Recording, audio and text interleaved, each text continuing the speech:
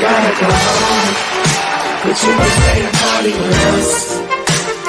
Let's take a shot of Patrol, and let me know when you get enough. You know the rhythm is on, and everybody's getting the buzz. You ain't gotta go home, cause you can stay and party with us. Yeah, you can stay and party with us. Yeah, you can stay and party with us. Yeah, you can stay and party with us. You can stay and party with us. Hello, Candy Cane. Yo, camera's back. Hey, everybody, welcome to Sunday Brunch with Black Tea. Thanks for joining us at the table today. We got some good conversation for you guys today, and I am so excited to be back. We have been on hiatus for the last two episodes, and we do apologize, but we have been, as everybody knows, Sunday Brunch with Black Tea is connected to Black Tea Complete, which is the event management and planning company that we have. And we've been in the process of making some good moves for Black Tea. Black Tea has finally opened their first location. We're waiting for Candy to get on in here. I don't know if something's going on with her camera. But she'll be able to still hear her, though. Candy, can you talk? Oh, no, she just dropped herself. Okay, She'll be back. She'll be back. Yes, she will. Yep. So in the meantime, I just want to first, we got to get to the nitty gritty. So I said to myself today, it's too hot in LA, period, to cook anything, okay? Anything. But I did put something together for you guys that I thought was really cool. It's something that probably a lot of people have already tried it. I like it for small events, but here's the twist to this, is I ended up doing it vegetarian style because because for everyone who knows that I'm on this whole I can't eat meat. I'm not supposed to eat meat more at all, but I can't give them a chicken, honey, and a steak for right now, and burgers. I'm still trying to get the protein, baby. You need the protein, but I only do it on Fridays, Saturdays, and Sundays. So Monday through Thursday, I don't eat any meat. So I've been trying to get very creative with meals, and I actually have done this one meal before with meat, so I figure without meat would be really good. Hello, thank you, Miss Kitty. Hello, Kitty. You say you need a veggie with? Mama's like veggie style. Okay. Yes, child. But let me show you guys. I'm gonna pop it on up. Okay. Boom. All right. So what we have here is fried spinach and ricotta ravioli with a little bit of marinara sauce on top, topped off with some feta cheese.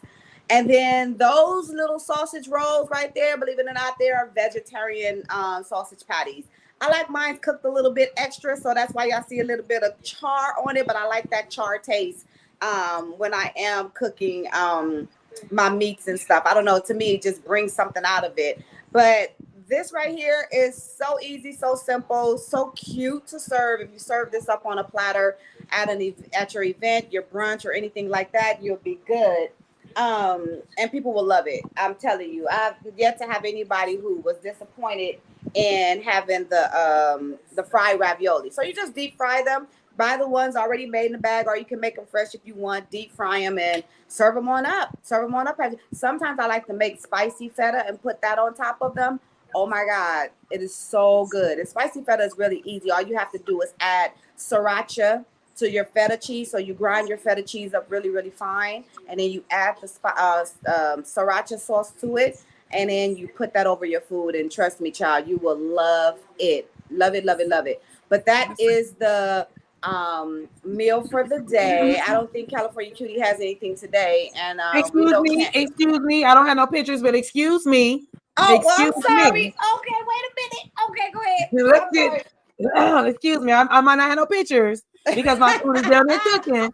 But let's be clear. Let me tell you what your auntie Lynn, your California Cutie, what she done did. Okay. Woke up at 5:30 this morning, put a roast on.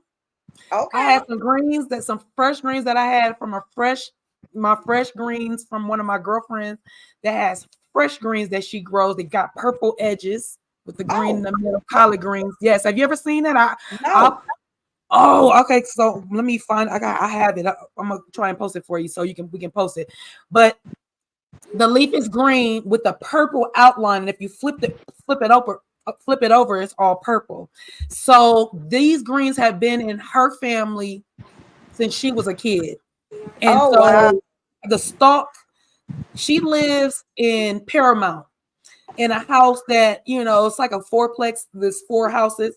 Her patio was not very big, girl. That plant that plant is crazy. She gave me two different stalks, like to take with me. And I planted them, but it's so hot out here. I gotta figure out. I think I'm gonna do it in a and I got a big potter planter, right? Okay. When I tell you those greens were so fresh, the best greens tasting greens ever. So I froze those. So I pulled those out. Damon went to go get some more fresh, some more greens. So we made macaroni and cheese, but I made that with, he was like, just use some other noodles because we got so many noodles, girl. He is a pasta head. Oh, I think it's called penny or penny. Oh, yeah. Penne noodles. Yeah. Yeah. So I use a penne. Yeah, penne pasta. Mm-hmm. So I use a penne pasta and use a penne pasta, did my macaroni and cheese. It's down there brown. Damon's like, you drying it out. I was like, first of all, I'm not drying it out. And second of all, I like my cheese to be crispy on the edges and stuff. So it's not dried out. Relax, homeboy. Anyway, did that, got the greens. I already told you. Made some cornbread, honey cornbread. Made a banana pudding. Oh. What else did we make? You was in the right, bro. Take a picture for what? When I'm going to like literally. That's why I said Damon had told me. I knew my friends were coming over. I got a couple of friends over. Y'all know I walk with Colette, people that follow me on my journey of fitness and all that good stuff. Yes. Y'all already know how I do. But yeah, Colette and Big Damon is downstairs. And so yeah, I'm showing up and showing out, and then I'm frying chicken and there's rice to be made down there. But I think my husband is gonna go ahead and fry that chicken because I had it soaking in the vinegar and the water. You know what I mean? So I don't have to go in there and scrub so tough. Right. You know what I mean? Right. So yeah, that's what I had going on this morning, and I did not take pictures because I'm like, look, if I can't take pictures, I almost took a little video real quick because the macaroni and cheese is done, greens is done. The roast is done with the rosemary, potatoes, and the carrots around as I need to drive on out there, honey, and come on in for dinner. Honey, I wish you could, because I know you would if you could. No, you could if you would. No, would if you could. Yeah. So yeah, so I did cook, guys. I did cook. I just didn't take pictures of it. So Sunday brunch is in full effect, but my loves. And well, all right, we did it today. Here's my girl. Let's see. See. It looks like we got Candy back here. There she is. All right. Hey, love. So we lost her. She back now. I'm back. So, and hello to everyone that's reached out to us and said hello. If we didn't catch you by name, thank you for joining us at the table today. Yes. Candy, you just missed Lynn's spread, California Cutie spread, honey. She did it all. I said, I drive on out there and eat with you, shoot. Because I sure don't want to cook, honey. But that's why it was funny that you were saying it was so hot to cook, and because where I live at, we have central AC, and where she lives at, they don't have it as much. I'm not saying they at her house she don't. So she like, yeah, I'm not cooking. It's too hot, and I got up early to cook. So that I just like turn my oven on. Turn my AC on a little bit more black, a little bit cooler. Maybe about 2 hours ago, I was like, okay, it's feeling a little warm in here. Let me go and turn it down a little bit. So that's why I'm able to cook the way I did. But like I said, I got up at 5:30 to do my roast. So that's the heat right there. Well, y'all, we didn't heard about this good food, y'all, and in a minute. We're gonna be tasting it all together. So that is actually coming. Now I know we promised that to everybody beforehand, but now that the store is open, we're definitely gonna do it. But let me guys show you a quick pic of the store, just so everybody can see it. Look what Hello Kitty said before you show the store. One thing, she hello, this is Kitty. She said, when I get back to LA, ladies, y'all are gonna cook for me. Okay, we got you. You got it. You got it. Yes, I do. So, all right, sis, go ahead. this is the store where we are located in Los Angeles, 4718 South Slauson Avenue in LA. Yes. And this is, you know, how you can't see the side part. I was trying to get, let me see if I get, well, that's a different angle, but so we have, you know, product already in store that you can come and purchase. You also can order product from us, get it custom made. If you don't see it on the shelves, let's chat about it because I'm quite sure we can get it for you. And if we can't, we'll point you in the direction. But for the most part, black tea, we try and get it. We try and do it all. We try and get it all ready for you guys. So this is our store. You can come join us, have a sit down. Let's chat about what you want. Have a cup of tea. You know, yeah, the black I tea. want to make sure that everybody knows where the name black tea came from. You know, I was going through a point in time, and you know, in life where, you know, I needed strength. You know what I'm saying? And it just seemed like everything was just crumbling around me. And I remembered when I started working for Coffee Bean years ago, they make you take like an extensive like educational course on coffees and teas and stuff. And me being who I am, I took it a little bit extra and I went further with it when it came to studying where the teas and come from. A lot of us feel like, you know, you drink that green tea because it's a Oriental tea. It's a you know, Asian tea. It's the best tea for you. It's the purest. That now it is a really good healing tea. Don't get me wrong, green tea is. But what we didn't know was that black tea, pure black tea, is the purest tea out there. It is the purest tea, and it is the strongest tea. It's stronger than actual coffee. A lot of people don't know that the caffeine level in black tea is higher than the caffeine level in coffee. The difference is how they roast it, which makes the caffeine in coffee make you so jittery and make you feel like, oh my God, you know, it's how they roast it. It's a roasting process that they do that sits the caffeine on top of the bean and makes it really like hits you really fast. Where the black tea is something that is meant to help you, give you energy and just give you a jolt, you know, give you long lasting energy versus coffee gives you that quick jolt. Then you back for another cup in a couple of hours because you need that jolt again. So for people who didn't know that, that's pretty much the history. So I got the name black tea from strength and purity behind having strength and being pure in life so I can flow, clear my mind. And I'm like, well, I'm black and I'm tea. So there you go, black tea. So that's where the name black tea come from. A lot of people always say, where's the tea? Where's the tea? It's not so much about the actual product itself, about the tea. It's about the meaning behind it. And I love explaining it to people so they can know where I get it from. But that's where it come from. So all us women, black women, white women, Asian women, whatever, we all need a little bit of strength and purity in our lives. You know, we need that support from each other.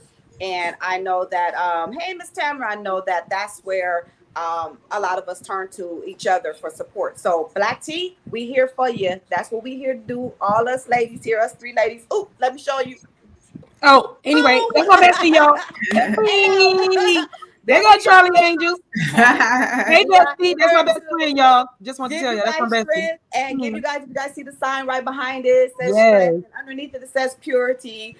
And that's what we're all about. We're all about empowering each other, loving each other, building each other up, and just being there to support each other as, you know, as women and black women too, you know, out there trying to make it work in this, you know, world and running businesses, you know what I'm saying? Because we need it. And that's what it's all about. So that's where the name comes from. If anybody wants to ask you guys, make sure you let them know.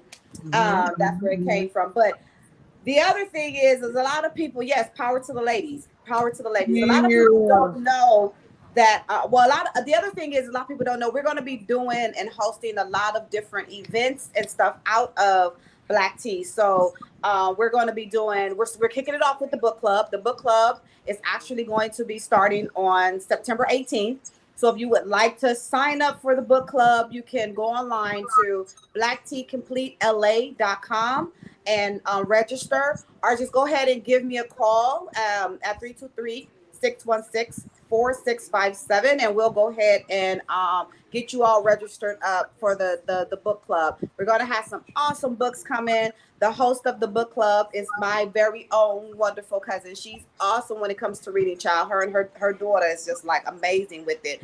Miss Melanie. She's going to be hosting you guys. She's picked some awesome books for everybody to read. You can get it audio, or you can get the books hardback or paperback. A lot of people like hardback, but preferably they prefer paperback. So whatever you like, we'll make sure that is the book that you get. So with your membership for the book club, you will receive your monthly book.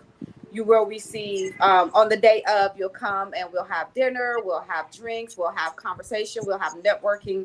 It's like a nice little, cozy event that we're going to do once a month, every third Wednesday of the month for the book club. So the first one is on the 18th of this month.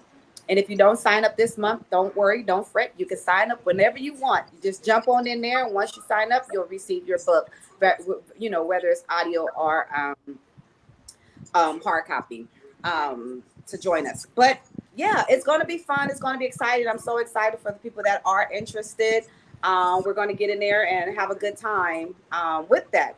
So with that being said, stay tuned. Make sure you guys keep checking back. Check the website for any other events and everything else that's going to be popping up for us. And of course, we'll be talking about it. Yes, ma'am.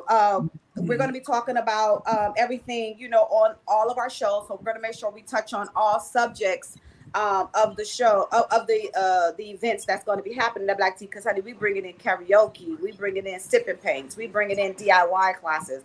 We're bringing in tea parties. We're bringing in all this stuff. It's so exciting, guys. This calendar is filling up, and we're going to be dropping all this information too. And we haven't forgot about the kids. So anybody got these babies, honey, we're going to have what we gonna call that? Because it's not a sipping pain. We gonna call that we gotta call it like they sip juice. They sip juice. Abuse and pain, or yeah, we gotta call it something cute. That's right. And and the fun thing about it is we're going to be bringing in a child artist to help with the sipping paints with the kids. So it won't be adults out there, making it happen. We're gonna be there to supervise, but the kids will be interacting and networking with each other and making friends with each other and doing something fun and creative and learning something. And the artist that's actually going to be hosting that is a child. She is actually a third grader that loves to do stuff and create and paint and everything. And she's gonna jump in there and show you guys what she got and have some fun with it. So I'm very excited about everything. We worked very hard to get Black Tea to where it is. We're coming to you guys live on the internet every first and third Sunday, except when we was on hiatus. But we are not going to miss any more, guys. You guys, our shows are going to be consistent. Yes, honey. Going to be consistent. Yes, Miss Tamara, girl. That's my bestie. That's Tammy Tam. Yes, honey. I love her. We're going to be, very consistent with the shows to keep you guys on point and up to date with what's going on. And, bring some good conversation to this table we got going here, y'all. So we will be announcing what we're going to do the in-house one. And that's going to be next month, October, where we're going to do the live one from the store with an actual brunch. We're going to be putting together a tea brunch. So we'll be doing that next month. But anywho, I don't want to drag you guys out because we got some conversation for you guys today, honey. We got through this breakfast, this brunch, and all this food, child. If you guys want to take a peek at our food again, just let us know. We'll either get you recipes or get the pictures out there for you and everything. But, honey,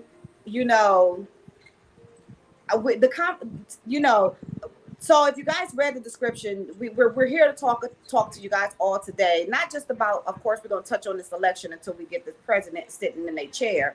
But But these kids out here need help. They need help. And it's in the schools is where it's the biggest concern. And we have the conversation today is pretty much going to be about what is your idea? What is your opinion on homeschool versus traditional schooling? We just had a very horrible situation happen in Atlanta. Young boy, 14 years old. He goes into the classroom and he kills 4 of his classmates. Yeah. Okay. And watch your words, sis. Watch your words. Be creative with your words. Just because we're trying to get monetized, so we always got to be creative with our words. Okay. So when you there was a situation in Georgia where a young man went in. Let me figure this out. And unfortunately, four of his classmates are no longer with us. Four of his classmates are no longer with us. And that's just horrible. That's just horrible. That's so sad to even. 14. I got a 14-year-old. He was 14. He was 14. I have a 14-year-old. My baby is 14. Yes. You know, and listen, you know, the whole thing, you know, you're going to school for your education, but nowadays kids, it seems like they're going to school for popularity. To me, that's just my opinion. They get on social media, they see what's going on social media, they try and, you know, mimic. They're trying to get their 15 minutes. They're trying to get their 15 minutes of fame almost. Yeah. You know, and because of this, there's a lot of bullying, more so than there ever was. Well, at least that we know of, because of course it was not, you know, really put out there. They didn't have social media and stuff like when we were younger and, you know, in school and everything. And, you know, these kids are being bullied. These kids are competing with social media. These kids are thinking that they are above what they are. These kids are trying to live beyond their means. These kids are doing all these things to keep up with what they see on social media, when they fail to realize, like a lot of people say on social media, a lot of adults do say, what you guys see is just for show. A lot of the stuff we put together a show for you and we're going to post it.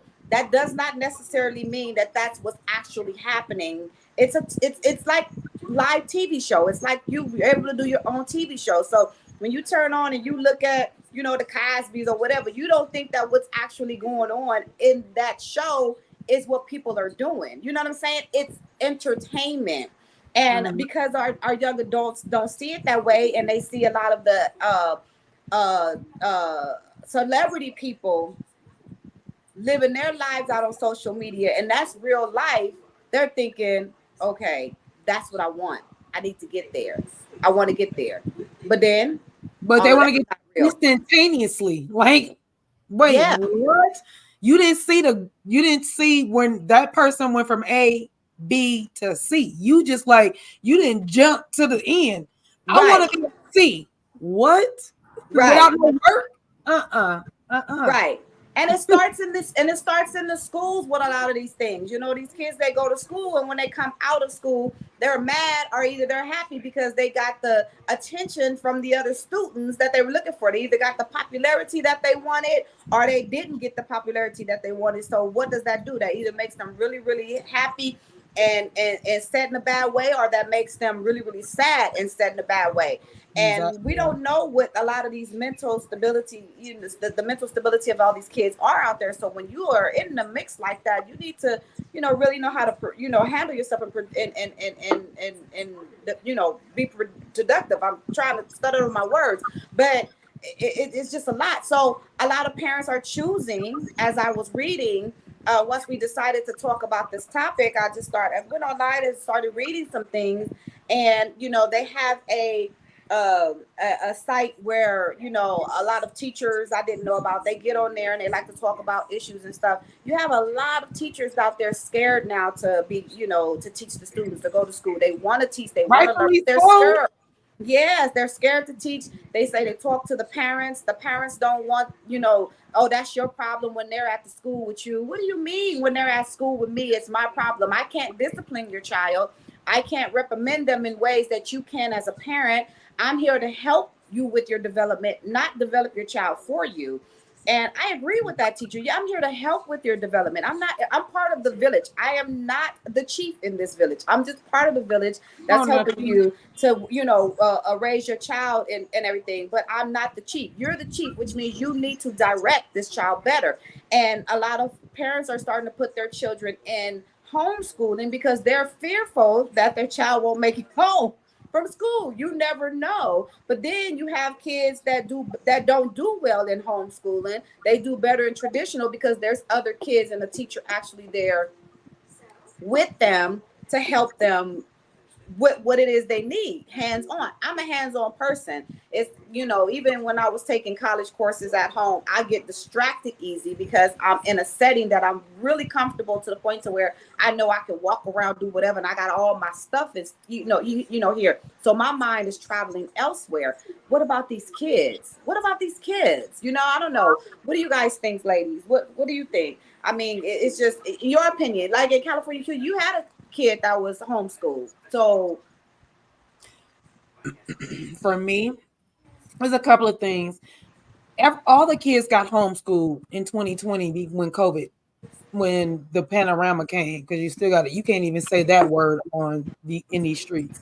So like when I tell you selective things that you have to say. So yeah, during the panorama, all the kids got homeschooled, right? Because we had to adjust to not being around each other. So in that time, a lot of kids had to adjust, and it was a big adjustment. Remember, parents are walking around smoking and with the, not used to the teacher watching, or, you being yourself at home and your kid is being at school and you just being regular. So it was just a trip to see how that we all had to adjust to that. But when the panorama was over, a lot of students still stayed home, homeschooled. Oh, it's thundering at my house. Oh, okay. It's thundering. I was like, ooh, yeah, it's thundering. I'm closer to the mountains, so the mountains had rain coming. So, anywho, I'm sorry, it just threw me up because I was like, why is my house rumbling? We just talk about it, right, rain, right? Man, yes. If it do rain, when I get off of this, I'm going right outside. Just right. Yes. I'll give you guys alive, yo. Y'all follow California. We're gonna live vicariously through you.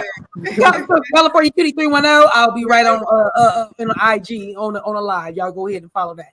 But yeah, so it's a trip because a lot of people did, a lot of students went back to school because their parent went back to work. So they didn't have the luxury of staying home. And then some students, depending on what grade they were in, and that plays a big factor too. Depending on what grade they were in, where social anxiety could have kicked in. Mom, I don't want to go to school. I don't want to be around all these other kids. My kid is an introvert. He doesn't like to be around a lot of children, especially if the children are like not level-headed. I'll say that because I don't want to say kids are bad or whatever, but it's thundering, which means it's lightning too, and I don't like that part of it. But my kid is an introvert and he didn't want to go back to school. His anxiety about going back to school was like, yeah, no, I don't want to. So, and at that time, my son is in the 9th grade. Where we 4? We're gonna go 4 years back. So he was fifth grader when school got out of school. So in that time, and then going into junior high school, junior high school, you start learning how to switch classes and all that stuff. Yeah, you didn't get to do that. You still got these different subjects, but it's a difference when you go to these different classes, interact with different students, interact with different teachers, and all this other stuff. And he didn't have that. Along with my older daughter, her 9th grade year, she didn't get to go to regular school. She was home. No, she went for like half a semester and then she was homeschooled. So school didn't open back up for her until like 11th grade. And by that time, she was stuck in her ways. Like, I'm almost grown. I don't want to go back to school. So I had a lot to deal with. I'll put it that way. I had a lot to deal with different personalities of my children, what they need, how to go about what they need, and how to do who with what. Like my my 17-year-old now, he didn't care. I'm going to school. He didn't want to be homeschooled. He's a social butterfly. He wants to be at school. He wants to switch and go to class. He wants to be an athlete. He wants to be in school. The other one, the introvert, the younger one, I don't want to be at school. I'm not trying to do no PE. I'm not trying to do none of that. I'm not trying to be around all these teachers and their personalities. Like that's what the youngest one took. And like I told you, the older one who was almost out of school, she was just like, "Child, go back to school for what?" And I'm like, "Oh my gosh, y'all!" So yeah, I had ups and downs with the homeschool. So one did go to school. The youngest did go to school. I mean, the youngest homeschool. My second youngest went to school, and my youngest flourished, y'all. Homeschool. He went to school for a couple of days out of the week, and then he was homeschooled the rest of the week. I made him, he was not computerized. He had to do work in a book and turn in work because what I didn't want was him to be on computer, his eyeballs being focused, everything. My son writes in cursive. He know how to write in cursive. Which is something that they're not teaching in school. Don't teach it and that's no so more. weird to me. Does not teach it anymore. I'm like, well, how do they get a signature? They just And then right, they don't have signatures. And then that son is left-handed, so not only does he write in cursive, write very neat, very very neat for a left-handed, and he don't turn his hand like this. He writes just like a right person write like this. He writes just like that. Like, it's amazing. So he flourished. His grade point average went up in homeschool, but my son who is in high school, his grades went up. Like, he went to regular high school, and then he went to a school where he needed to get his credits. Sometimes they call it continuation schools. This school can helped him get his credits up. My son is supposed to graduate in June of 2025. He literally is scheduled to graduate in December now of 2024. Yeah. He's ahead. So, he's ahead. Yeah. So I mean, and that's the thing. It's like it's almost like you want to let your child choose if homeschool or regular school, because they know how they feel. They know what's comfortable for them. Mm-hmm. And then it's like, but then I send you to school, and now somebody trying to harm you. You don't know. It's like it's almost like a catch-22 is the word you're looking for. And you walk outside. You walk outside. We got flash flood warnings, y'all, on my phone. Right. You walk outside and you see walk outside. Lord, you just made me think of it. I'm sorry. It's flash flood warnings and evacuations going on. Oh my goodness gracious. I'm like, oh, okay. Oh no, y'all. Mm-hmm. You don't have to get on up out of there. Not me. I'm good. It's just near me, neighboring places. Okay. Yeah, not me. Okay. So, what do you think, Candy? I mean, like, what's your thoughts on it? I agree with with both of you guys. I think it's a double-edged sword. I think it's a child dependent, child and parent case by case scenario. I mean, for California Cutie, I mean, you had three that was in the mix. That was kind of hard to kind of juggle. So I wouldn't want to be in that predicament, because you still have to give your kids, cater to their particular needs and be careful with it.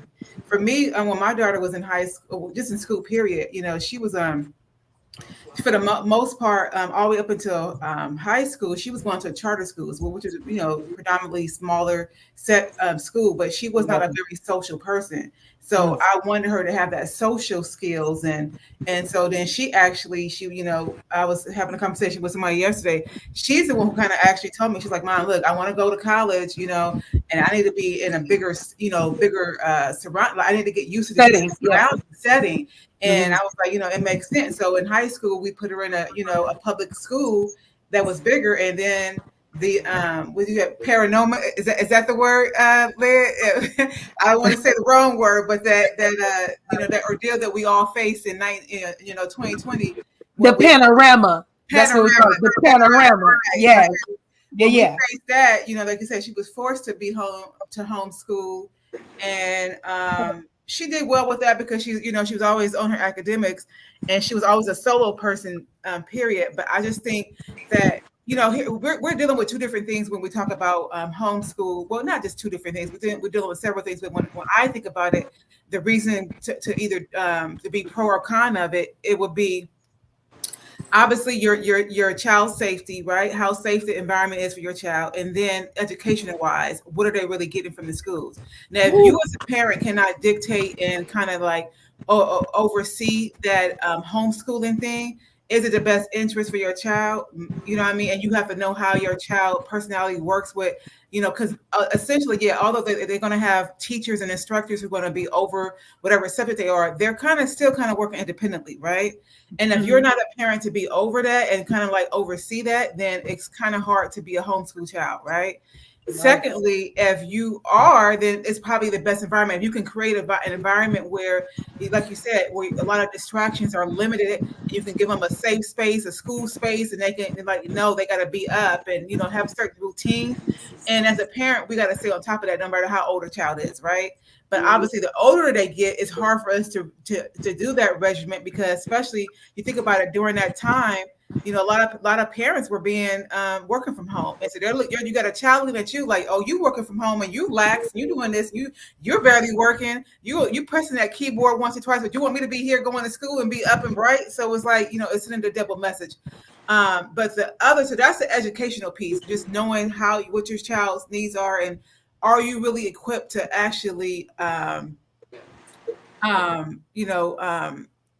cater to that homeschooling environment. The second piece is, the safety part, because we talk about the safety of the kids, but also the safety of the teachers. A lot of times you could be in, they're in environments where they're scared of the kids. And I think we were just in an unfortunate time, because it's like, when we were growing up, I think we were like at the tail end when we were in elementary, where, they weren't allowed to give us, discipline them at school. Like, you might get a pat on the hand with a ruler or something, or a paddle.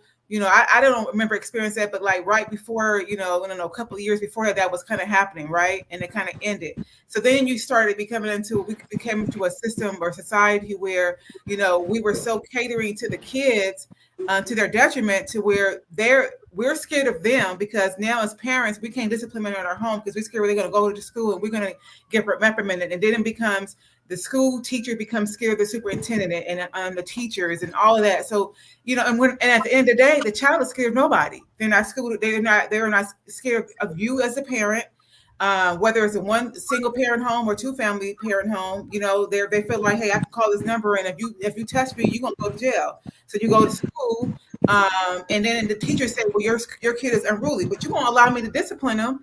And I'm not saying abuse them, but whether you're taking something away or the kids in your face, sometimes you do got to put hands on them and give them a swat or two. However that looks for you and your child. And then it changed up. Not to cut you off, sis, but then it changed up to where now the authority can do what they want to do with your kid. They can even check your kid out, and they can unalive your kid. They can do that. They got the right. You don't. But you could have prevented your child getting that unruly had you had the opportunity to discipline them at an early age.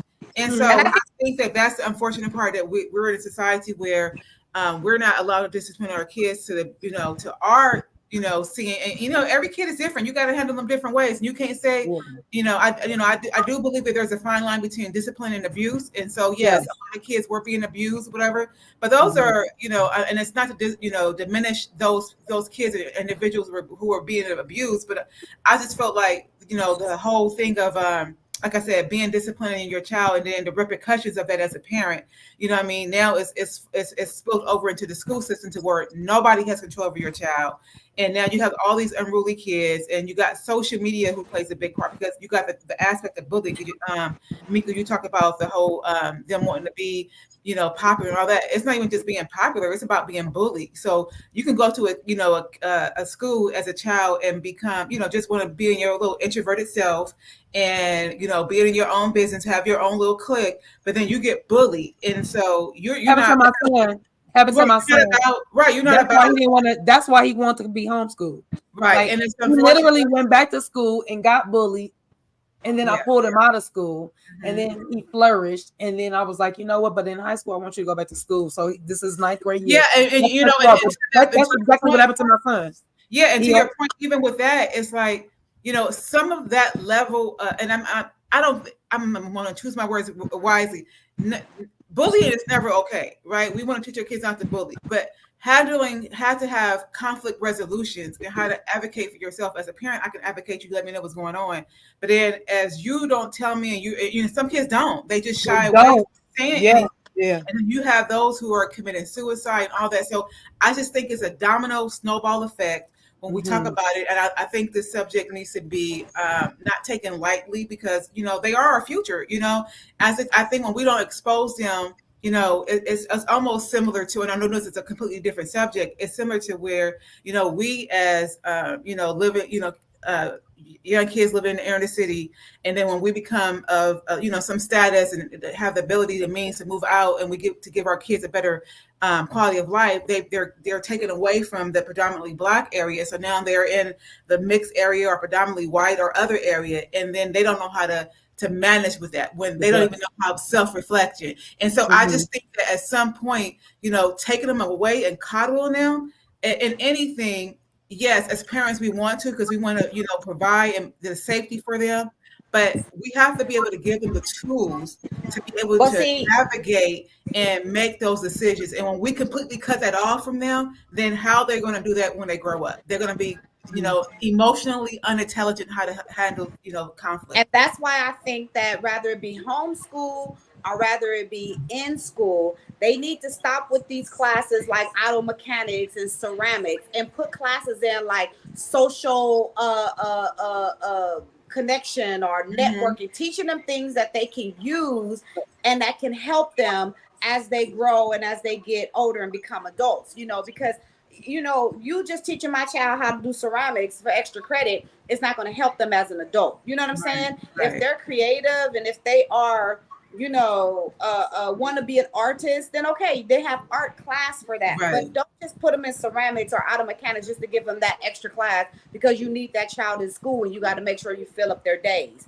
But also too, I'm not to cut you off real quick, but I'm thinking a thought. But also too, when we talk about being intentional with your, individual child, you have to know too that hey, if I'm homeschooling, that means I have to be intentional about creating them a social network. So that means that maybe you go put them in Boy Scouts and Girl Scouts. You got to take them to the, the little league soccer team, or put them in dance, or put them in music, whatever your child's niche is. You got to do it. You got to do that even if they're not homeschooled, though. I think that in the regular school they kind of, but in regular school they kind of offer those type of things. I'm saying out when you just homeschool, they don't. Those type. Well, of things. just like this, research.com. I just put it up again. I was reading it. They feel like, the biggest downside to homeschooling is resource limitations. And that's true. We might have a lot of resources that we utilize as, at home and everything. But in school, their resource ability goes way beyond what we can do as parents at home. Mm-hmm. And I think that's where, and they feel it, that's where they feel like, the child is educated on opportunities because they don't get a chance to learn everything that they would learn in a traditional setting. And not only that, us as parents, we went to school when, and they go to school now. You know what I'm saying? And it's totally different from when we were in school. It's totally different how they research things, how they come up with certain stuff, how they get you the information you need.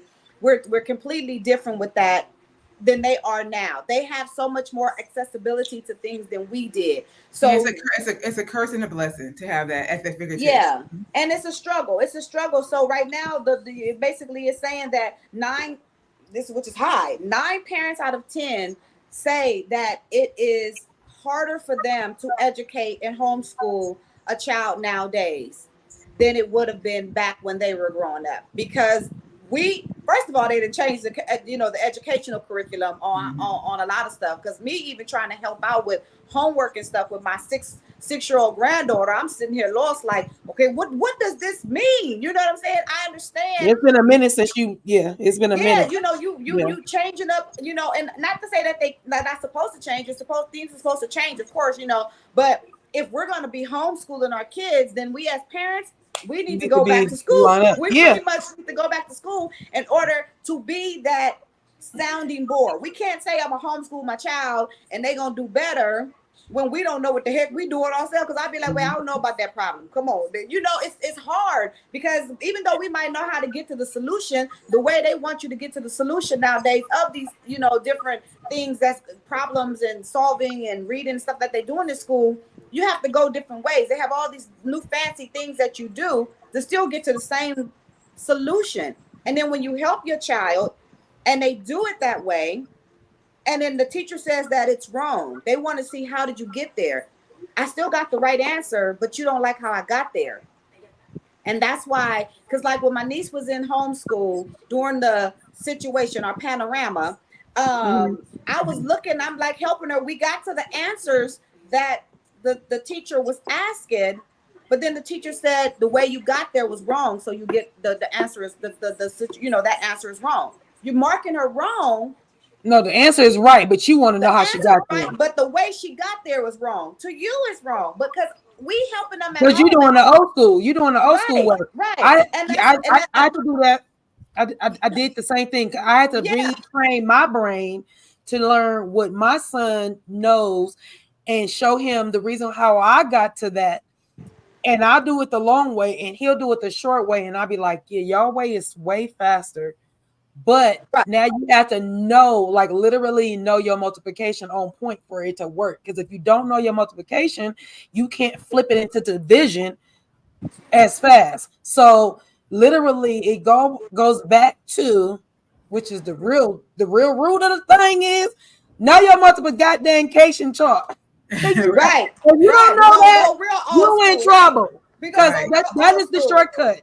The shortcut is that you need to know those numbers. If you don't know those numbers, we're going to do the long division.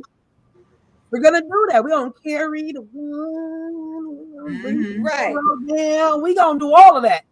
And they're going to be done with the problem because they got the shortcut if they know the multiplication chart.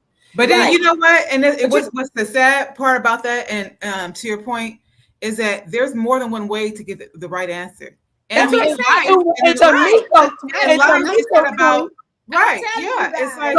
why is it more? So it's not wrong, but here's the easier way. They should be teaching them that it's wrong. They should be. There's more than one way to spin a damn cow. Exactly. And that's where the problem comes in, and I think that's where the in class part comes in. But as again, research.com says, another part I was reading about is that a lot of children that are homeschooled soar academically and are above average than the kids that are in school because they're not so distracted by the other kids around them that they are focused on nothing but their education now. So it's kind of like a dang if you do or dang if you don't, because if I put my child in school, there's a fear that they might, the bullying and something could happen or whatever the case is. I mean, something can happen if they're at home. But the fact of the matter is that they're at home. And then I keep my child out of school and then they lose that networking of education.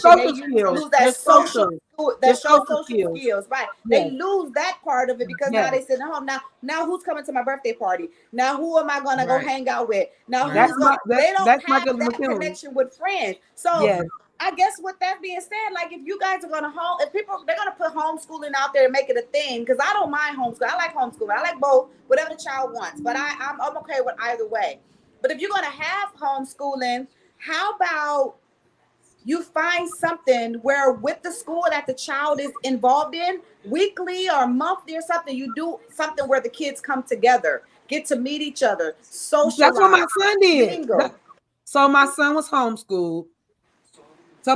homeschooled. He went to school Tuesday. You get to pick 2 days out the week that he gets to go to school, or he can go to the school 5 days a week. These are the different like plans that they had. You can go to the school, and stay a couple of days of the week, 5 days a week, or you can pick 2 days out the week, go for an hour, meet up with your teacher, see a couple of friends that you have that go at that same time, and leave. Because my son went to school Tuesday and Thursday. He was home. He still didn't he went to school for about an hour. He could have did those 2 hours in one day, but I was like, no, we're going to get you out 2 days a week. Mm-hmm. So to your point, he still was socializing a little bit. There were still kids. He still saw kids there. There still was different teachers he saw, still different administration there. His secretary is still there. So he still went to go see those people every week, but he's still homeschooled with me 3 days out of that day. I told you, I did not have him on the computer. He wrote out all his work. He had a Chromebook, but he wrote out all his work. You ain't about to sit up in there and tap, tap, tappity, tick, tick, tick. No, nope. Right. You're not about to lose this. And that's what they did. They gave them laptops to even go home and work with. Yeah, the They want Chromebook. you to do the homework. They want you to do the work on the laptop, And you listen, if we're trying to build, productive adults, we're trying to, bring out their inner gift that God gave them, whether it be an entrepreneur, whether it be a CEO of a company, whether it be a trash man, who knows? Because that's a good job too if you really think about a city job, rather it be somebody that's at the crosswalk, whatever it is that our child wants to do when they get older. We have to have a way to really help develop that, and in order for us to develop it, we have to get the child involved in multiple things. You know what I'm saying? Multiple things. So if we're going to homeschool, like you said, California Cutie, make sure that they're doing the extra. They're not doing just what the teacher is expecting of them for that particular project. I was always good with my son when he was in school with, the teacher said do this, but I said to do this. You know what I'm saying? Even my daughter, the teacher said to do this. Okay, but I said to do that. So do what your teacher said, but I actually need you to research a little bit further. I actually need you to, and because I'm a researcher, I love research. I get that from my mom. She loves to research and I love to research. I'll research the death out of something. But I made him do it because so now when he runs into a problem, or even when my daughter runs into a problem, they'll say, okay, let me find out, let me research first. Right. And talk and find out. Some kids, that if it's not right there in front of them, they're not about to go in. Well, I don't see it. Well, did you look it up? I tried. I didn't see it. How far did you look? How far did you go? It's interesting because even when my son was in the 5th grade, I got a call from his teacher to come to the school to talk to her. Now, in my mind, I'm thinking, okay, this is not about to go well because my child is in there, cutting up. No, what she wanted to talk to me about was the fact that he stood up in class and challenged her on the first Black president of the United States. Child, he did that at one of the, he learned it from a professor at Howard University when we was living in DC. We was on the Howard campus. They saw him. They was really loving him, interacting with him. And the teacher took him into the classroom and she was showing him things and she taught him about, the first Black president of the United States. And so he was confused because on one hand, they're telling you, oh, George Washington, yada, yada, yada. I don't know. But anyway, I say that to say that she called me and to say, you know what? Your son has good researching skills. And I'm like, what do you mean? She said, because, honey, he stood up in front of this class and he challenged me. He went back and forth, grabbed the book and knew where to find it to show me in the class that, no, I'm trying to tell y'all, look at the back of this $2 bill. This was the first elected president of the United States. George Washington was appointed. And she was like, wait, where he learned this from? And so when I told her about it, she was like, I had to have you come in because the principal was there. She was there. The counselor was there. I was like, oh, Lord, what the child did. Right. But I say that, but I say that to say that, homeschooling is awesome. We just need to make sure that we stay on top of our kids with research. Do your research. Learn about what it is that you want to do. My daughter said she wanted to get into law enforcement at one time. Research it.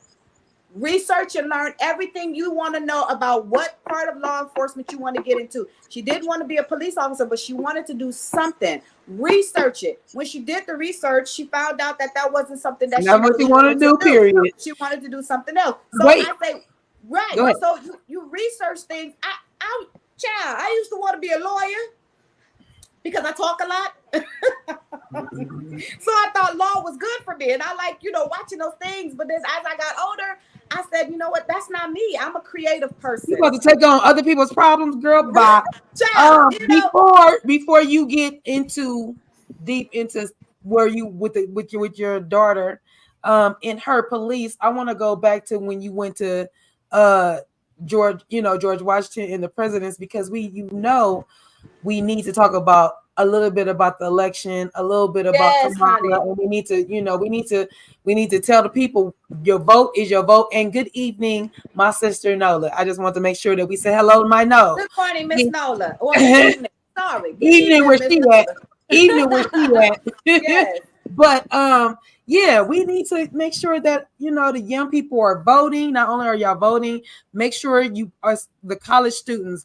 Make sure that your ballot is coming to wherever you are in college, because your ballot might be at your mama's house. It don't help if it's at your mama's house and you're gonna be in college. It don't help. It needs to be where you are. So make sure that you take all the steps to make sure that you get your ballot to you in the state you're gonna be in, so that your ballot is not null and void, not counted. We need every vote, and it's Yes. not even And like vote. right. And listen, you know what, Whoever it is. guys, please, you know what? I keep hearing every time I say something about voting. I'm not, really big into politics. I'm really diving into it a lot more within the last few years. And of course, this year, because I'm all the nonsense that's going on. Right. I hear what's going on. But every time somebody brings up, the fact that Kamala's running and, all this, they go right to the fact that, oh, but she wants to incarcerate black men. She wants to put these brothers in prison. She wants to, and I'm thinking to myself, like, okay, but is that the only thing about her that's keeping you from saying I'm not going to vote for her? So Trump, he want to get on your good side, and he want to get black folk out of prison. He want everybody. He want black folk, white folk, everybody. He want them out of prison if they supposed to be out of prison. I get that, but Kamala, she wants, and they say she want to put them in. Now, I'm not saying that she's right. I'm not saying at all that she is right for her. Is she trying to put the black people in, or is she trying to put the black criminals in? That, well, according to, I think it's the black criminals, but according to other people that have been talking to me, they like, no, she just all the black people. Black man. And it's I'm just like, the black man. Okay. Like, I just want to make sure that we right. Because I don't. I think she's gonna do the criminals. Cool. From the way I saw it, or listen, when I heard her speak, I heard what she said. Yes, Kamala is very cocky. She's a little cocky with, who she is. And I mean, that's who she is. But her being cocky, I don't have to deal with her on a daily basis. I just have to hope she runs the state, the United States of America the way it's supposed to be ran. That's what I have to worry about. I'm not worried about her home life. I'm not worried about if she gonna come sit at the table and talk to me. Hey sis, I hope she is cocky, because we're so emotional. As women, we're so emotional. So, right. So when we walk around with a chip on our shoulder, we walk around confident. We walk around like, what you talking about? Because we know what we talking about. Now it's cocky. Now it's this, that, and the third. Oh no. What's the best one that they always give us? As black women. That what's our title? What they give us that we're the angry black woman. We're the angry black woman. We're all that. So that part always makes me laugh. So yeah, she gonna need that. She about to go up against a lot of people that we need that cockiness. But when Trump was cocky, wasn't nobody tripping. She cocky is the problem. Because he was cocky and giving the rich folk, rich white folk their money, and even rich black folk, honey. And I think that's why a lot of these celebrities are jumping on his side, because if Trump don't win, then Trump won't, get then these people won't get what it is that he's trying to offer. But see, the other thing a lot of people gotta understand too, and I was watching this on Instagram, and I apologize. I mean, not for YouTube. I don't remember who it was, but I do remember him saying this. The one thing we fail to realize is that the president of the United States do not make all the decisions that happen. No, they have to. Obama, hello. That stuff has to get voted in by Congress. We got to, and if we don't get out there and vote and do the things we have to do, Congress makes their decision based on what they receive. So if they only receive 5 votes for this and 2 for that, what's going to win? It's basic mathematics. Everybody's not going to win. Every president cannot pinpoint all of our situations and say, you know what, I'm going to help the black people because this is the problem. And I'm going to help the white people because this is the problem. No, they have to be able to be neutral and help everybody. But for me, it seems like a lot of my people are more concerned about only what the president can do for blacks versus what the president can do to help the whole entire nation. And that's what we're supposed to be at, right? We're supposed to be one united. Right. United. I know we still getting the tail end of the stick. I got it. I know as a black, a woman, we are getting this. We still getting the tail the stick, and outside we get the bottom. We get the bottom. We under the black man. Right. So we under. So I get it. Right. We under. But what I'm just saying, like, okay, I know it, and I want some good stuff to come to me too. But I know one thing. I know I don't want Trump sitting in that seat, because then I won't get nothing that you guys feel should be coming to the black community. Nothing, because they're not going to be there to support us in that way. You know what I'm saying? But anywho, I don't want to go on a rant about it because too late. We already did. It drives me crazy, and I just, Kenny, you have anything to say about it? No, about the election. I think that yes, we are in a time where to have a black woman president is oh no, she's not black. Please don't use that word. Just say a woman, because a woman. We go black. She not black. She Indian. No, she not Indian. Her she identifies herself as that. So I know she. Hey, so look, I'm gonna go for what that's like saying what I identify myself with. Like, listen, like you not black. Like Tiger Woods doesn't want to be called black. We call him whatever he wants to be called, right? But she, on the other hand, says she's a black woman. So I mean, good. But nonetheless, I think that we are in a time where it just baffles me. And it's really a daunting situation to know that this man was even qualified to be reelected. Just the quality that he can be on the ballot. I'm still baffled at that. Let's go with that. But the thing is that we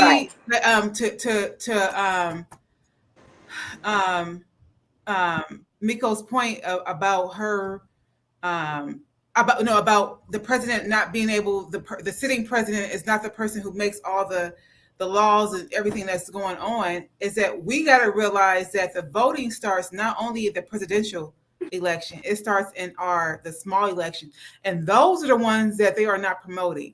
You know what I mean? You only hear about them, or we hear about them, and we don't really realize how big of a deal those are. But those are the ones who are appointing your mayors and the policy that goes on in your state, in your legislation area, about crimes and about your street cleaning, all of that. Those are the elections that we should be predominantly putting towards, because then we're going to put the people in place that's going to uphold those presidents and those judicial people to their appointment. Because look at it now. When what's his name? Trump was president, he had all of the judges that he appointed, but he was lining them up for a reason. Lined them up for a reason. And guess what they did? They blocked everything that Obama would have passed. So to your point, the sitting president, they're looking at that, and it is, they do have some say. It's the highest point. They got the stamp. The majority they are the highest point in it, but it's still right. Well, because it becomes a bipartisan situation. So when you got candidates coming from different across, bipartisan to push something, that's a good thing, right? But when you have the Democrats and the and the Republicans fighting each other over certain things, because they're just being, close to their party and not for the people. That's not what's making us win. And so when the sitting, my whole point in saying that is that the sitting president is really coming off the heels of the prior president. And so whatever we affected and feel the effects of now is not only coming from Biden, it's coming from the previous presidency. So we need to. Oh, who would be what? Who would be who? That would be Trump. Yeah. Oh, so, okay. And then the whole thing. And I just feel like we as a people just gotta gotta do our research. Mm-hmm. We gotta stop just listening to. Because we tell these young people, when we're even going back to schools and bullying and all that type of stuff. We as a people, just not just black. I'm talking about like what is it? Hello Kitty says American people are just so easily influenced by social media that we just believe anything that we hear. So whatever our mind wants to believe and our heart wants to believe, and we have somebody to pinpoint that, we're going to go towards that. You know what I mean? So, and that's good and bad. You know what I mean? The good and bad. So, and it's not just one party who's doing it. It's both parties. So do your research. And I'm just listen, give me the lesser of the two evils. And I'm not saying that. We've been doing it how long though? Listen, I tell you one thing. They don't want, I know they don't really want Kamala in there not only because she don't know what she is, but she's a woman. You know what I'm saying? Oh yeah, they're misogynistic. You don't know what that's why I said it don't matter. Hillary couldn't get in. Hillary was the best candidate. Couldn't get in. Like literally, you know why she couldn't get in? Woman. She's a woman. Woman. Kamala, that's Kamala it. She has strong opinions. Mm-hmm. She has like strength in herself. She can verbally. Well, she can hold her own. She can hold her own. You know what I'm saying? And the debate, y'all. Huh?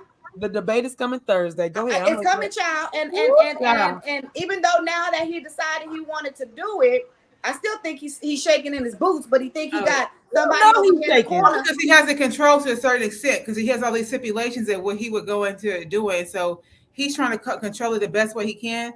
But here's your intelligence is going to speak for itself. Whatever the case, and he don't have that. He gonna talk in a whole circle and think that he gonna lose everybody, and everybody is gonna start clapping. No. Yeah, that's right. Sorry, it was Tuesday. It's Tuesday. My bad, y'all.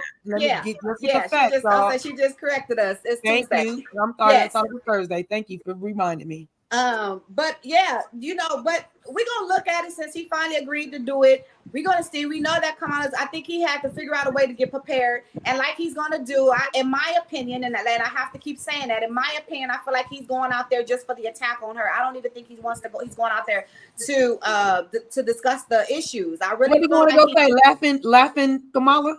Laughing Kamala. Is that what it is? He going out there to do something. He's going out there to attack her. He's not going out there to debate her. And he's thinking that that's going to win people over. That's, to me, it's going to make you look even worse. Because when you talk about people bullying in school, he's the biggest bully of them all. When you get those red states to turn blue, you have a problem.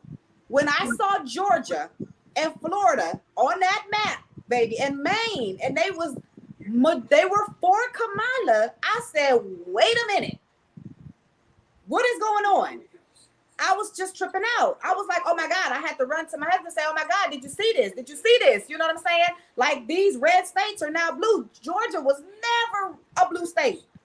Never, neither was Florida. Yeah, but Trump's tactic is not to talk about the issues. His tactic is to get you just so discombobulated and frustrated with him that the issues come off the table. Because now you're talking about but that's literally his tactic. His tactic is never to talk about the issues. Tactic is whack. It's to frustrate you to the point where you just like, you know what, forget it, and you're ready to cuss him out. You know what I mean? Right. Or you just he's not gonna be able to do that though, Candy sis. He's not gonna be able to do that. Now he got a following. Let's just roll with that. Let's just roll with. Never mind his policy, even though he got Project 25 as that he claimed he don't know anything or he didn't know anything about. Liar. And we all know he's a liar and a scammer. Yes, and that's what he does. So we're not gonna believe none of that. But what he is banking on is that his following. How to used to do Hitler? Yeah. He's banking on that following to do what it needs to do to keep him right. And I'll tell you this much. It better not happen, y'all. It better not happen. Well, I need everybody to make sure they, get out there and vote. We want everybody to get out there and vote. Read up on the people. If you don't, I don't know who the lesser of the two evils. I keep hearing who's the lesser of the two evils. That's not how you pick your vote. Read up on the person. Find out what they stand for, where they stand, and what you think makes you more comfortable as an American citizen, having this, that person, as your president. Do that. Nobody can judge you. Nobody can really, put you down because of who you vote for. Who you vote for. I don't think anybody should be cast away or set to the side or disowned because they decided to vote for somebody other than, the person that I voted for or that you voted for. We usually don't even know who people vote for, so I don't know why we get our panties in a bunch. Like, we don't even know. I don't know who, when you go behind the curtain, what you gonna do. I don't even care. That's the people. I'm worried about my vote. Boisterous. That's the people that come out and they talk about it. When you come, they coming out and they're talking about it because they want to. But do you need to? Oh, now it's fight. Like, they're literally online fighting and arguing. This one guy said, "I'm canceling you." This to this woman. I guess he was her friend. I guess they were friends. He was like, "I'm unfollowing you, and you can unfollow me because if you're gonna vote for Trump, I don't want to talk to you." Oh, God. Literally, I was reading it with my husband. I said, "That is actually ridiculous. Ridiculous. Let this woman have her opinion." And see, that's the problem. That's the problem. They don't want us to have an opinion. But you're about to vote for a woman. He was about to. He's voting for Kamala. You about to vote for a woman. So why you might not like everything she says. So I don't understand why you can't accept what this woman say. I know a lot of people might not like it. I don't like what she said. I don't think it makes sense to me. But that's to me, it don't make sense. To her, whatever she got in her head, it makes sense. We just need these people to get out there and vote. We need to encourage these young adults. Get out there and vote. Read about the candidate. Follow up on what it is that they're about, what they stand for, what you feel like they can offer the American people as you being an American citizen. Stop worrying so much about only, the immigrants, the immigrants this, the immigrants that, the immigrants this. I get it. We have a problem with immigrants. I don't think that it's a big deal, but a lot of other people do. And that's your prerogative, because if there's a lot of immigrants from the U.S. that are in other countries as well. And we are in those other countries trying to do the same thing that those immigrants come here to do. And that's to work, build a life and get it. The problem to me with this is that as American people, we get too relaxed. So it seems like the immigrants is taking over. And like this one girl got on the radio and said, she said, it's not so much that we're coming here trying to take all the jobs, is that we're coming here taking the jobs that the Americans don't want. They don't want to be housekeepers at the hotel. They don't want to be assistant mechanics. They don't want that. They don't. And a lot of these kids, what they want that money. They want that fast money. They want that glam. They want that life where they shining and everybody know who they are. They want the entertainment life. That's what they want, in my opinion. That's just my opinion. If anybody has something objective, that's fine. But I think that she was right in some ways. Like, he's like, oh, and it drives me crazy because he keeps saying, oh, the Mexicans. Okay, there's a lot of their favorite go-to. That's their favorite go-to. And the crazy thing about that is that he employed a lot of them in his establishment and paid them the minimum. The Mexicans contribute just as much to this country as a lot of other people. You know what I'm saying? They are the neighboring country. I can damn near walk to Mexico, my loves. Yeah, they're right there. So I guess what I'm saying is that you harp so much on them. You make it seem like that Mexicans are the biggest problem, but we have immigrants from all over the world. Yeah, I think the immigration thing is a bigger subject to talk about, and we're going to go on with that here. But I think it's not just that. Just in my opinion, I think it's not just about the immigrants coming here. It's about the way in which they're coming, and then they're not regulating it. And there needs to be some regulation to it. More, and that's fine, but don't make it seem like that's and they're coming here, right? But they're coming here, and I don't have a problem with immigrants. I just want to make that clear. I don't have a problem with immigrants coming here to seek a better life and asylum and all that. But it's like I said, it does need to be regulated, and it's and the fact that when our government, the one that we were born and raised in, will give immigrant more benefits than they would somebody that's here. And that's why that's a whole nother story. That's what I'm saying. Let's make that our next. Let's put that in our next one for sure, ladies and gentlemen. We're gonna make sure that is gonna be part. Let's make notes right now, Miko. Right. Make a note that we are gonna talk about the immigration and what immigration really means. What immigrants are we worried about? What immigrants are we not worried about? What all that means when it comes to policy, especially because immigrants definitely make the world go round. Let's be clear. So we're definitely gonna do a deep dive. Yes, we're gonna do our research. Yes, let's do our research and be able to give you guys facts and reading where you can go back and research and read and stuff for yourself and come back to that. Because I know I'm not a complete perfectionist on that too. I got to learn a little bit more about the immigration status. So and how all that operates. Just the little bit that I do know, I'm a little uneasy about how it's operating. You know what I'm saying? But that's just me. Because I don't know, I guess I believe in equal rights for all people. And yes, you know, like you said, Candy, just like if we was to go to China or Africa or anywhere else, our immigration papers and status has to be on point. We just have to make sure it's on point here too in the United States of America, just like it is somewhere else, you know, and make it right and give people the opportunity. Because believe it or not, you know, when it comes to business, and that's what, you know, we were founded on, is making sure that we are connected well in business. Um, because we have so many immigrants here and they want to, well then let's see how we can work together and learn from what they can bring us to the US and what we can teach them here in the US and make our businesses work together for the US. The problem and the goal is, well, the goal is now is to make sure since you're here, you're in the US, then this is where your focus should be.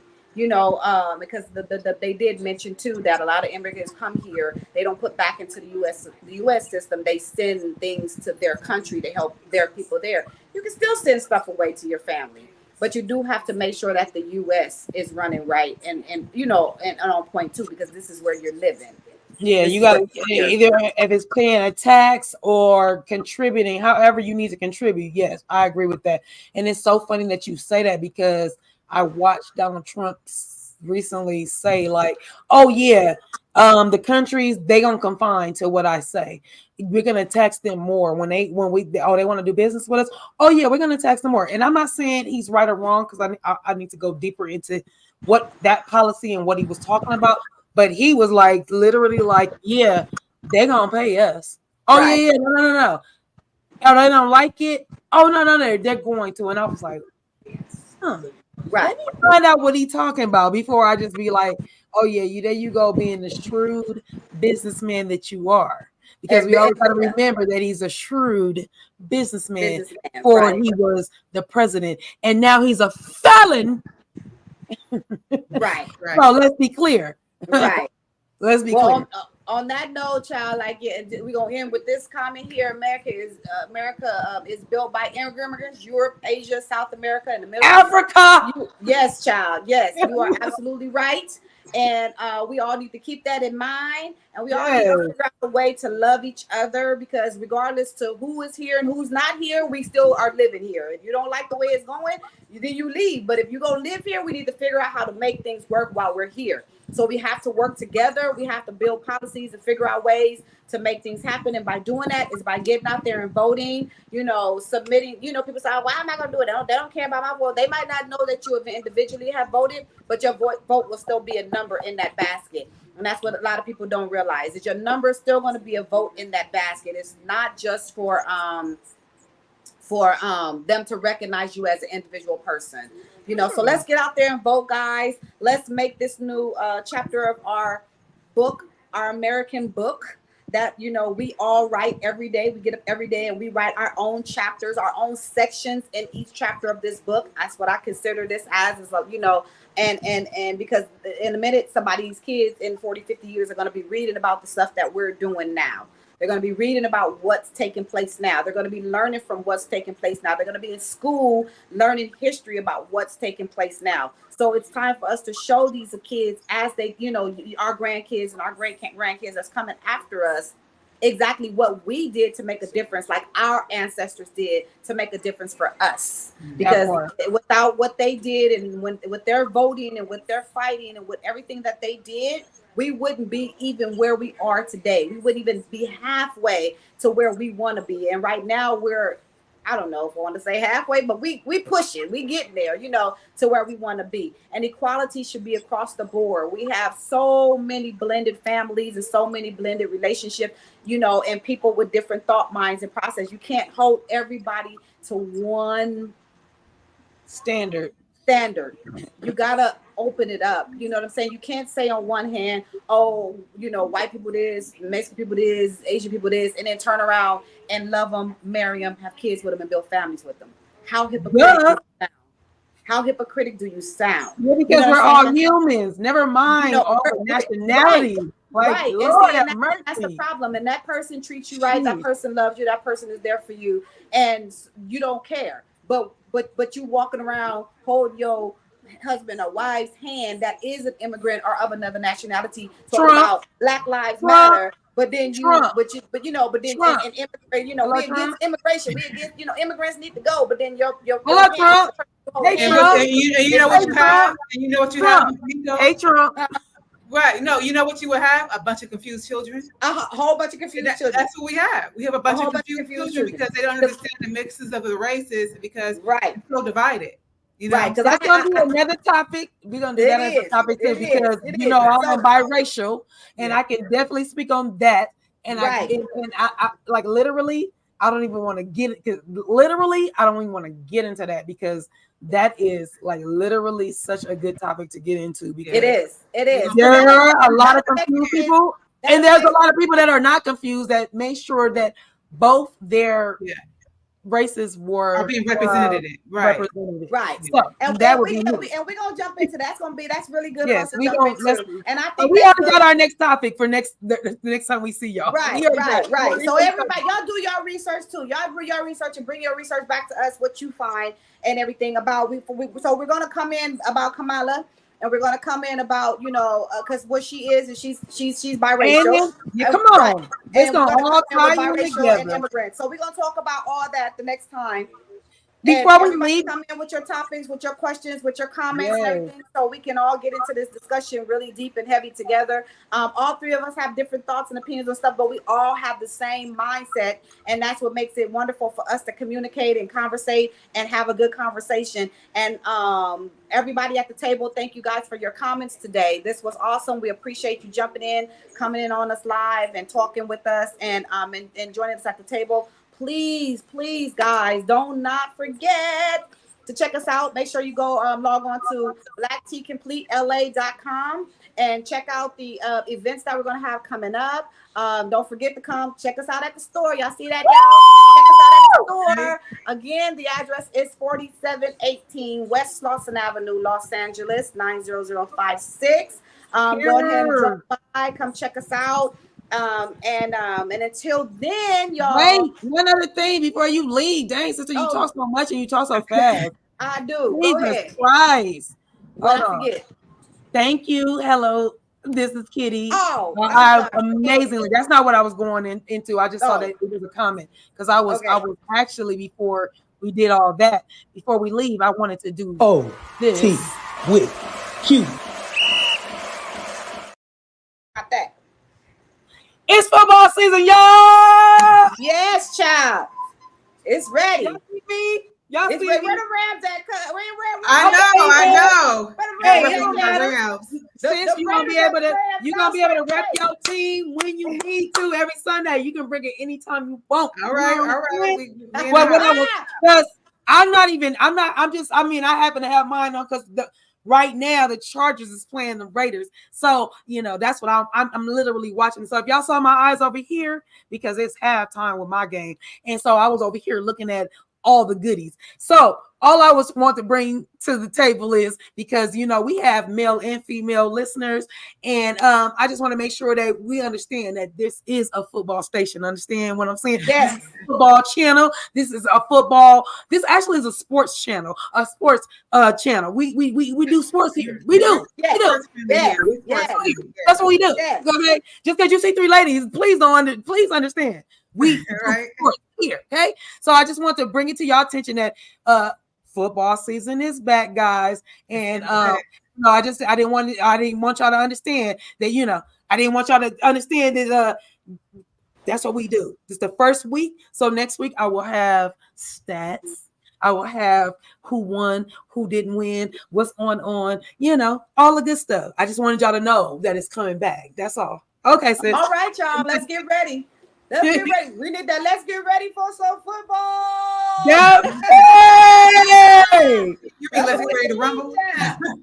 That's what we need. Okay, so well, that's awesome. I can't wait to see what's going on in the football world next year. Well, we're gonna know before then. I mean, the next show we're gonna know before then. But California Kitty's gonna keep us updated and on point with all of that. And I can't wait to see what's to come this year and who's gonna make it all the way down there and through there and up and all that. To make it to the Super Bowl, right? Right. You know what I'm saying? But at least we know who's gonna be at the halftime show. Who's that? Kendrick Lamar. You lying. I didn't even know it was released. Come on, sis. Bring on. Tell us the good news. Well, yeah, he announced that he would be on at the halftime show for this Super Bowl. And I think it's going to be in New Orleans, right? And they were saying, I'm there. Oh, they were saying that they, Lil Wayne and the whole New Orleans kind of crew should be there too. That's around Mardi Gras time too. Ooh. Oh yeah, so it's going to be really, yeah. That's awesome. Okay, well maybe we need to see y'all. That how we can be on out there with them too. How Come Black on now. can be on out there with them. You know what I'm saying? Yeah. So we're gonna look into that. Love. We're gonna look into that. We're gonna keep that event on the calendar because Black Tea will travel, child. Yes, we will travel. That's what we do. Okay, we will travel. So who knows? You might be joining us for a Black Tea event right on out there. A live show, right? A live show. I'm trying to tell you, let's get with it. Or a booth, baby. Don't play with us. We will get a whole booth on y'all. Don't play with us. Okay, let's do it. Let's do it. But anywho, y'all, this was an awesome show. We definitely took this show over time, and that's because when you get into good conversation, you join us at the table. That's things that happens because sometimes we got a lot of stuff to talk about, and it's good conversation, good company. And I appreciate y'all. We all appreciate you guys jumping on and joining us today. So make sure you tune back for the next show, and we will have more stuff for you. More football, more topics. We already got the stuff. Do your research and let's come back and let's bring it together. We thank you guys. Don't forget to like, share, and subscribe. Sorry, like, share, and subscribe to the channel. Hit that bell, as California Cutie keeps reminding me. You got to hit that bell to get those notifications so you know when we're coming on. Yes. And joining us. And again, hope to see you guys at the store. Come visit us. And until next time, we love you all. Have a wonderful day. Bye, guys.